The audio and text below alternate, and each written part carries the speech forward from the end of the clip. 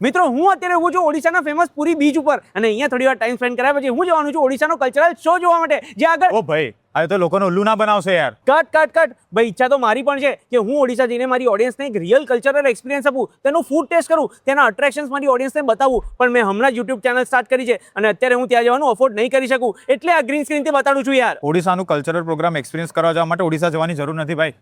કેમ કે 21, 22 અને 23 માર્ચે ગુજરાત યુનિવર્સિટી કન્વેન્શન સેન્ટરમાં ઓડિશા પરબ આવવાનું છે, જ્યાં તમને ઓડિશાનું આર્ટ, કલ્ચર, હેન્ડલૂમ્સ, હેન્ડીક્રાફ્ટ, ફૂડ અને ટુરિઝમ એક્સપિરિયન્સ કરવા મળશે અને એ પણ એકદમ ફ્રીમાં. શું વાત કરો છો?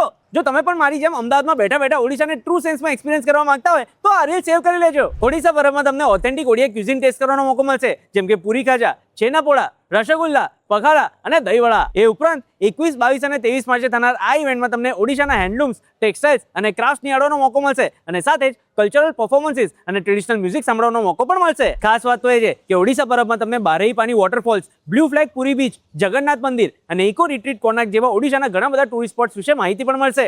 રાહ જોયા વગર 21, 22 અને 23 માર્ચ ગુજરાત યુનિવર્સિટી કન્વેન્શન સેન્ટરમાં આવી જજો, કેમ કે અમદાવાદમાં બેઠા ઓડિશાનું હેરિટેજ નિહાળવાનો આવો મોકો પાછો નહીં આવે.